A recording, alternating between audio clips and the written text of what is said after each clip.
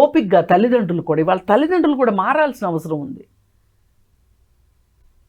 తల్లిదండ్రులు మారకపోవటం కూడా, ఇప్పుడు తల్లిదండ్రుల యాటిట్యూడ్ కూడా ఈ హత్యకు ఒక కారణం. పోనీ ఈ అమ్మాయికి ఎవ్వరూ లేరు అనుకుందాం, మా అమ్మాయి ఆ పని చేసి ఉండదు అని చెప్పి వీళ్ళు అంటున్నారు అంటే వీళ్ళు ఎంత దుర్మార్గులు అయ్యి ఉంటే అంటారు.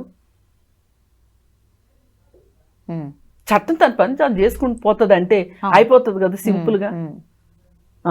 అయినా వెనకేసుకు రావాలి, కాపాడుకోవాలి ఇప్పుడు ఫస్ట్ కూతుర్ని. ఇది అసలు దుర్మార్గం. అక్కడ చనిపోయినోడు ప్రాణానికి విలువ లేదు. నీకు ఒక ప్రాణాన్ని తీసావు, నీకు బతికే హక్కు లేదని కూతురు గురించి మాట్లాడాల్సిన వాళ్ళని వాళ్ళు మా అమ్మాయి అలా కాదు, పోలీసులు ఏదో చేశారు అని చెప్పి ఇప్పుడు ఆ అమ్మాయిని ఏం చెప్తారంటే ఎమోషనల్ బ్లాక్మెయిల్ చేసి మా అమ్మాయిని ఒప్పించారు అని చెప్పి వీళ్ళు చెప్పాలని చూస్తారు.